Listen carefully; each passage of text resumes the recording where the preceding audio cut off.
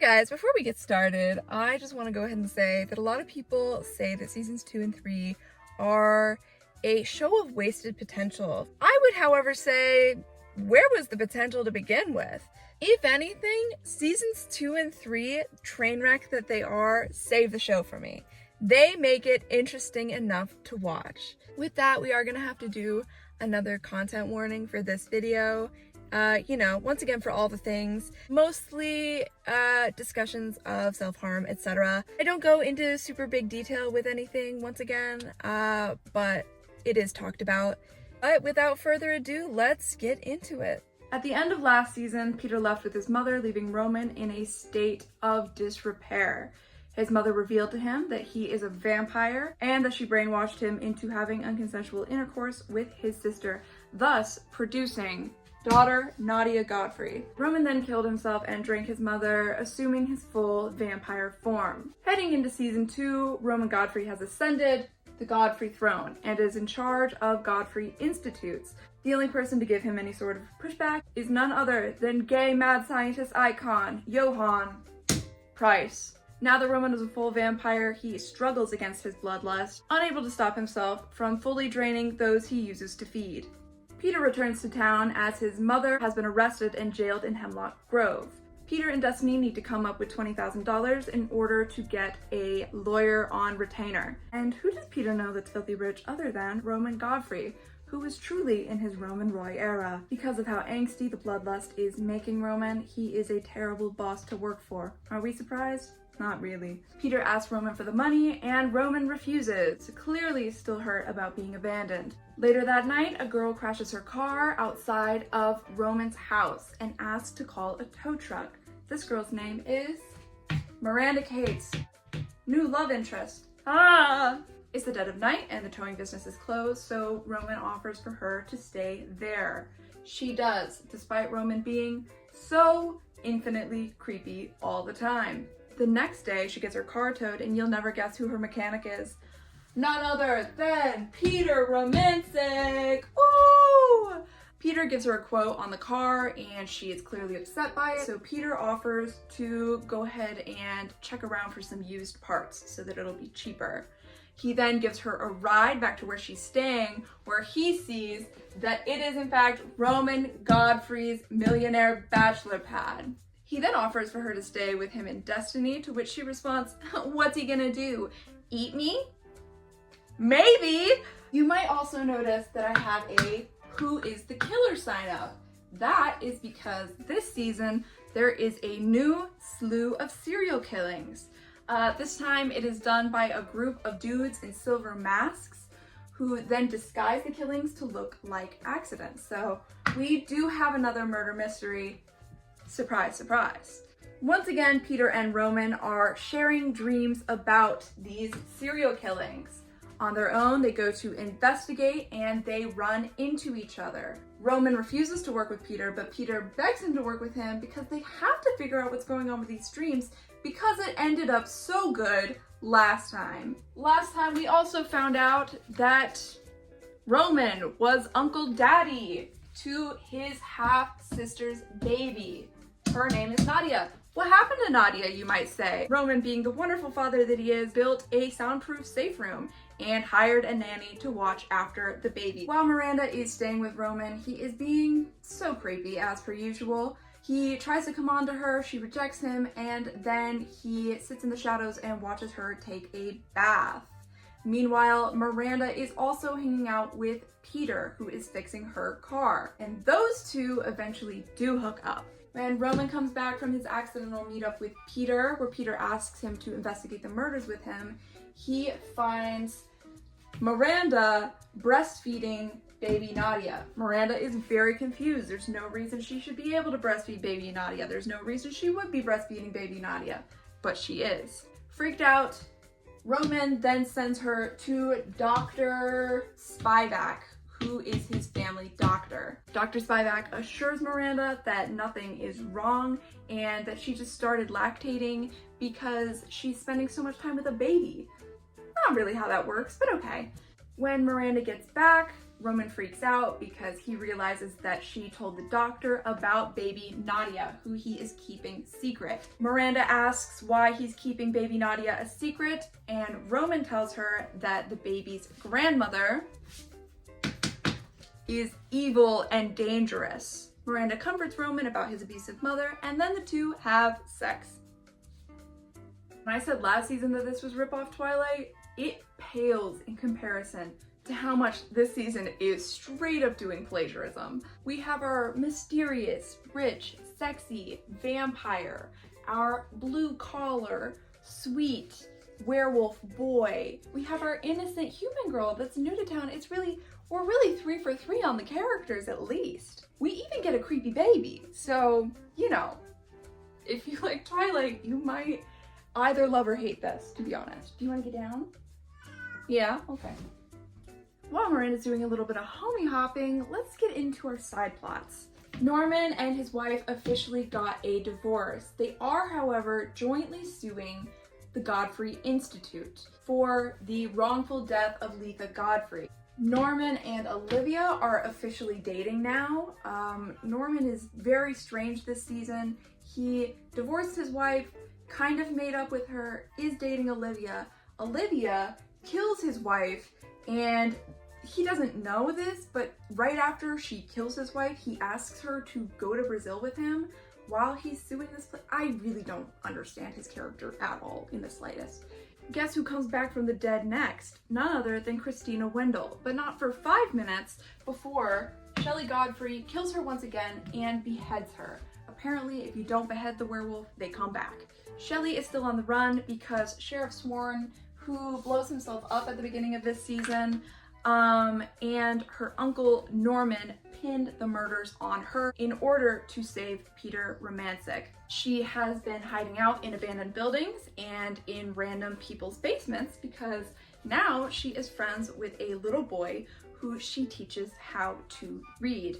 Oh, by the way, Shelley can straight up just talk now. I don't know why. She has the little boy bring her a phone to contact her uncle Norman. While Shelley is leaving, she sees that this little boy's father beats him. She then goes to stop him and accidentally kills him, and then accidentally kills the little boy's mother as well, leaving this little boy orphaned in a pool of his parents' blood. Norman takes Shelley to Dr. Price at the Godfrey Institute, and Dr. Price tells Shelley that his project Ouroboros is really for her. Dr. Price reveals that Ouroboros is the first human to be grown in an ultrauterine environment. He names this human Priscilla and then tells Shelley that he is going to use his technology to map Shelley's brainwaves and put her mind inside of Priscilla's body so that she may live a normal life. In order to do this process though, Shelley has to let her old body die so that she can be joined with Priscilla. She and Priscilla bond, and Priscilla is upset about Shelley dying, but Shelley assures her that it is for the best. Olivia, who is unaware of this process, comes to see Shelley, and the two have a conversation where Shelley forgives Olivia for being a terrible person. Roman can't control his bloodlust anymore, and he starts killing homeless people. Realizing that he has a problem, he then goes to Dr. Price. Dr. Price has a lot of failed Priscilla experiments that are technically human flesh and blood, but were not viable. He allows Roman to feed off of these in order to satiate his hunger. Olivia has also been feeding off of these, and in the meantime has gotten a brain tumor that she is dying from. This random Russian scientist tells Olivia that the reason that she has a brain tumor is because she is eating the non-viable parts of Priscilla, and in order to get rid of this brain tumor, she needs to eat Priscilla. After Olivia's conversation with Shelley, she decides that she is just going to let herself die, that she is tired of doing everything it takes to survive, and that she just wants to be a parent to her children for the rest of her short life. That is until Norman rolls up, having found out that Olivia killed his wife. He's about to kill her, but when he hears about the brain tumor, he decides that he would rather her just suffer for the rest of her days. Norman then goes to the Godfrey Institute, where Dr. Price tells him all about the operation that Shelley is having her brain transferred into Priscilla. Norman goes upstairs, where Shelley has flatlined, and resuscitates her. Shelley is devastated that she is still in her old body, but it's for the best because Olivia, after her conversation with Norman, decided to just go and eat Priscilla anyways. Peter and Destiny come up with the funds to get a lawyer on retainer, but he tells them that there is very slim chance that Linda will get any less than 10 years in prison. They're not willing to let that slide though, so Destiny concocts a hallucinogenic and gives it to the guards in order to break Linda out of jail. They then give her a ticket to fly to Romania, and Linda is never seen again. But rest easy. As far as we can see the rest of the show, she's having a good life in Romania. At this point, Miranda has pretty much taken up the mantle of being Nadia's surrogate mother. So she's like taking her on walks, she's feeding her, she's doing the motherly things. While they are on one of these walks, Peter goes to Roman at his house, and the two have another argument before Miranda walks back in. Peter sees Nadia, and Roman admits to him that this is Letha's baby, though he leaves out the part that he is the baby's daddy. The two have a conversation and pretty much reconcile their friendship when Peter, Roman, and Miranda then have a threesome. I am not kidding. So hear me out. It's not concrete proof, but this kind of answers our question of will those boys kiss? You're telling me you all slept together and these two didn't get a single smooch in? Anyways, for my piece of heart, I'm gonna go ahead and say, yeah, those boys kissed. They have a kind of awkward morning after where Peter and Roman are just talking downstairs and they're like, so I guess that happened. And then Miranda comes hopping downstairs and she tells them that she has been having dreams of the Silver Mask guys, the same dreams that Roman and Peter have been sharing. You know what they say, the throuple that dreams together. I don't know, I'm sure they say something though.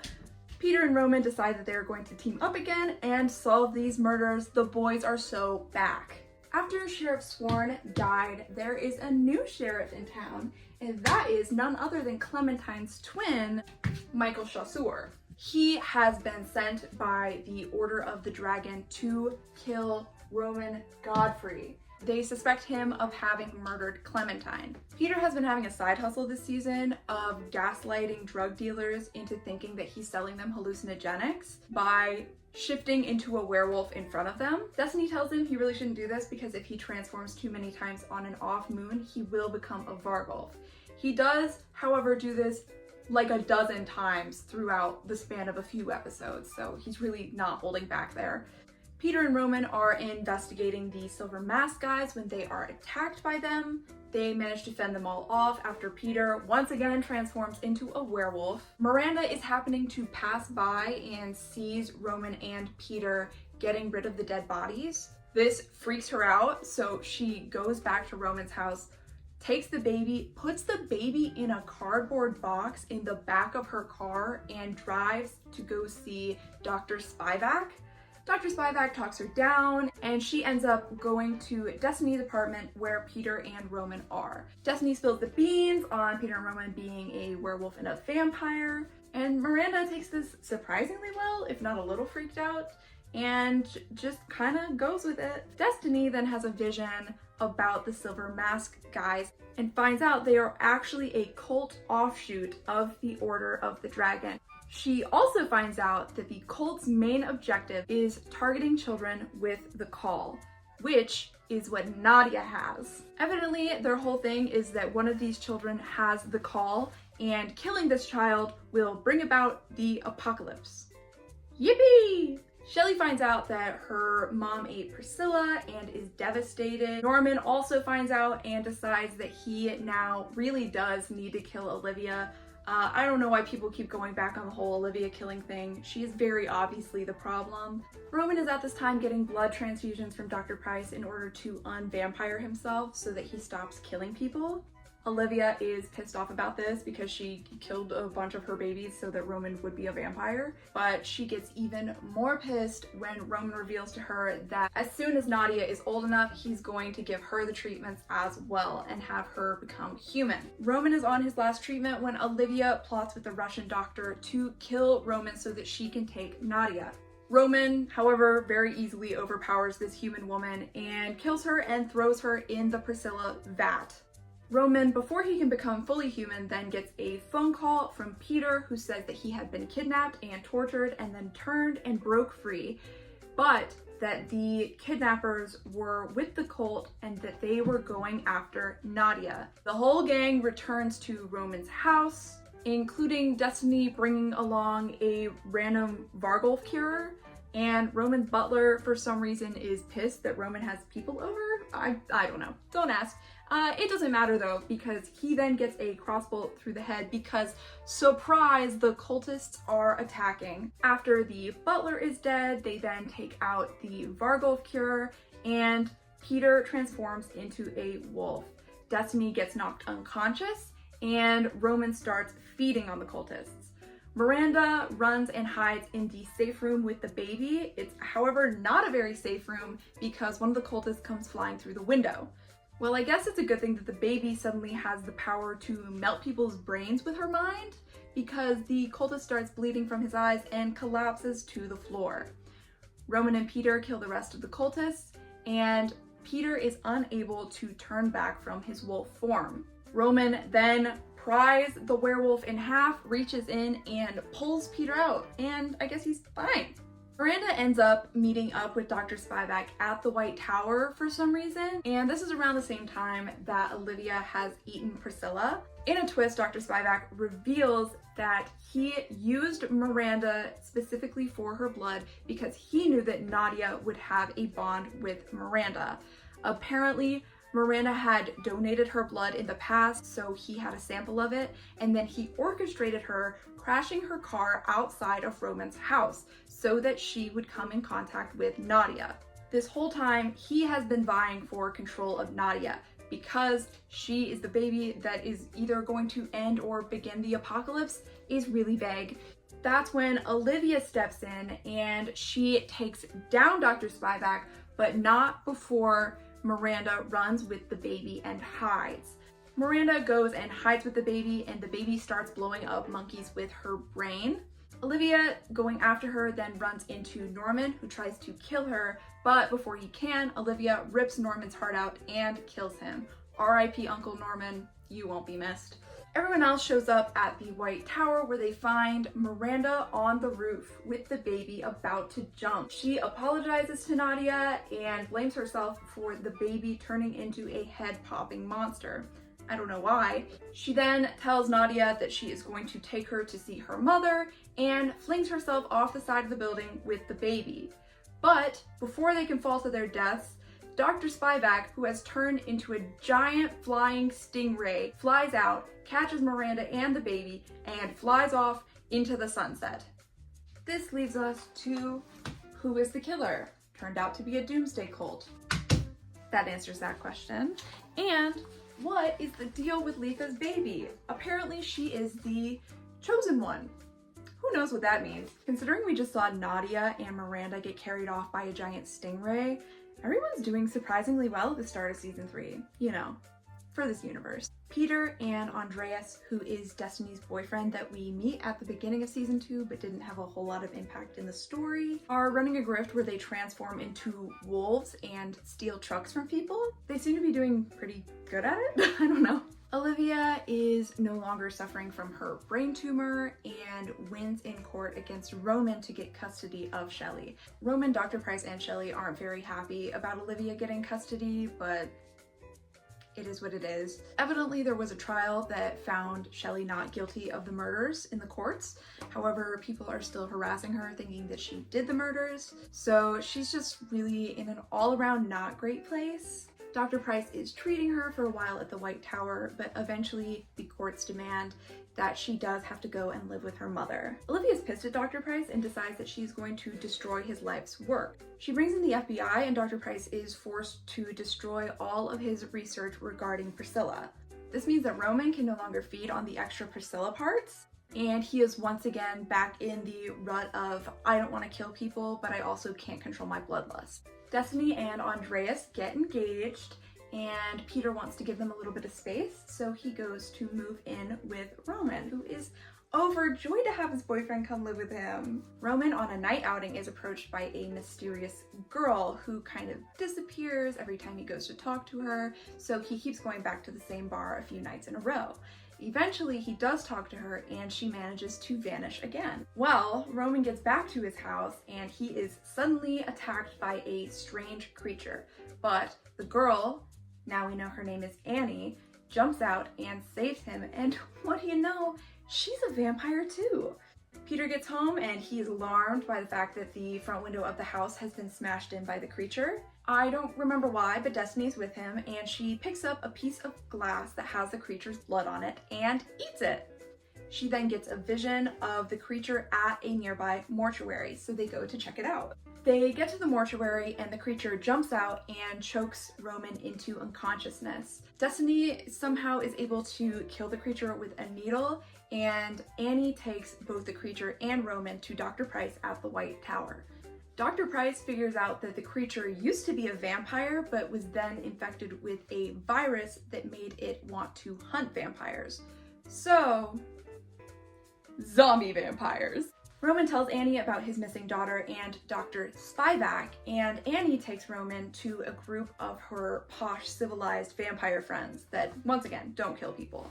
They apparently know all about what Dr. Spivak is. Evidently, he's an ancient creature that is supposed to be the extinct predator of vampires, called a Jormungandr. I am butchering it. I'm never gonna say it again, but that's the word. Surprise again, a group of the infected vampires come and attack the house. They manage to kill all of Annie's friends before Annie and Roman escape. I just need to take a quick break to thank Fangs for the Fantasy for also having in detailed breakdowns of every episode of season 3 of Hemlock Grove, because at a certain point, the Hemlock Grove wiki just kind of drops off in their detailed assessments somewhere in season 3, and Fangs for the Fantasy really picked that back up, so much appreciated to them, so I didn't have to hunt down these apparently forbidden Hemlock Grove DVDs. After Roman and Annie escape, Roman has a little bit of a breakdown where he tells Annie all about the deal with his impregnating his sister and having her baby, and then the baby getting kidnapped, and how terrible his mom is. In order to console him, what else are they gonna do but have sex in a blood bank? They bang in a blood bank, they're covered in blood, it's raining blood from the sky, they're rolling around in the blood.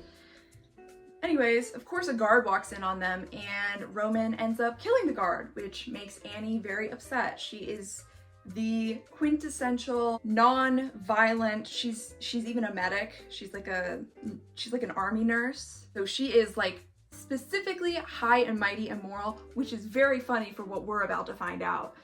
After this incident, Annie goes to see Olivia, and you'll never guess what we find out.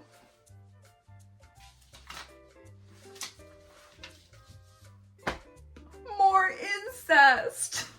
Evidently, Annie happens to be the firstborn daughter of Dimitri and Olivia. Annie, by the way, was aware that her mother was Olivia and was aware that her brother was Roman. So Miss High and Mighty over here knowingly had sex with her brother. Twice. How does this happen in a show twice? With the same boy, by the way. 2 times. This is crazy. This is insane. Why? For what reason? Does this advance your plot? No. Anyways, she just says hi to Olivia and is like, hey, by the way, I know you're my mom, and also I don't hold any grudge against you for abandoning me because she's, you know, so moral. We also find out that Olivia now has the vampire virus. Of course she does. Now for the sister that Roman hasn't slept with, Shelley. Shelley is really not doing good right now. She even makes an attempt on her own life, but when it doesn't happen, she ends up wandering off and wanders right into a homeless encampment where she meets Itor.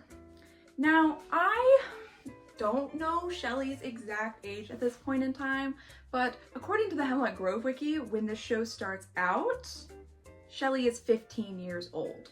By the end of this season, the baby really can't be any older than like 2. So she's maybe 17. I kind of held off on this part of the plot because it didn't really fit together with the rest of the stuff, but I'm just gonna say this doesn't all happen at once. It kind of happens over the span of a few episodes. Peter and Andreas have been running the grift with the trucks. Andreas goes to Peter and tells him that he's gonna take extra off the top since he's marrying his sister. He needs money for the wedding. Peter's like, okay. Then Andreas decides that he's going to start selling drugs, and Peter's like, this is where I draw the line, which once again, very strange because wasn't Peter selling drugs last season? Anyways, that's where he draws the line. A bunch of their dudes get killed, and Andreas wants to get payback against the Croatian mob that killed them. Peter thinks that if Andreas goes and gets payback, then they're gonna come and kill more people. So instead, he turns Andreas in, the Croatian mob kills Andreas, and Peter has to hide the fact that he turned Destiny's fiance into Croatian mob from Destiny, even though she's a psychic. Remember the guy that was supposed to be the bad guy of the season, Dr. Spivak?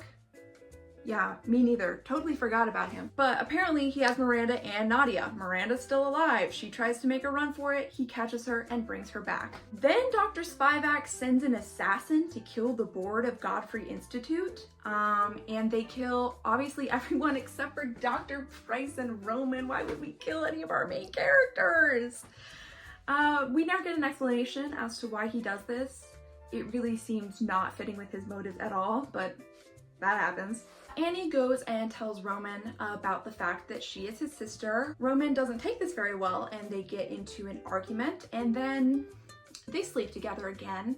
At this point, it's your own fault, man. It's your own fault.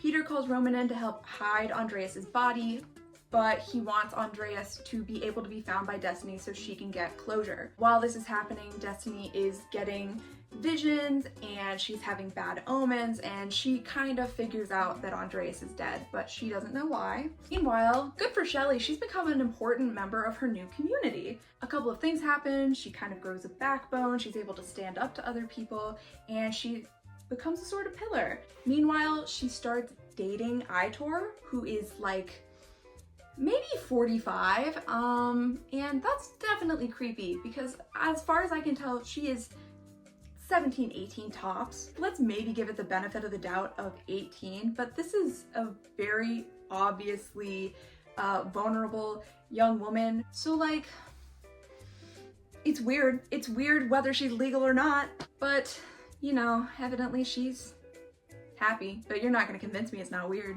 Shelley's in a really good place, but then Itor admits to her that he had actually done a drunk driving kill and was on the run, and this was his way to make up to the universe for killing those people while drunk, and that the cops are coming for him. He says that he's gonna go on the run, but Shelley decides that she can't go on the run because she spent her whole life running, and she doesn't want to do that. So he goes on the run, they kind of break up a little bit, and she goes back to stay with Dr. Price at the White Tower. Dr. Price is not doing super well right now. After Olivia destroyed his life's work, he started understandably having a mental breakdown. He is working on the project to be able to clone a person's mind into another person's body. He ends up kidnapping this Greek delivery driver and cloning his own mind onto the delivery driver, but it doesn't work super well and he reverts back to normal pretty quickly. And then he just releases the delivery driver to the wild. He's also having a gay existential crisis, which the show, you know, does a bunch of stereotypes for: abusive father, etc. Olivia is quickly deteriorating from the zombie vampire virus, and she asks Dr. Price to transfer her consciousness into a different vampire vessel.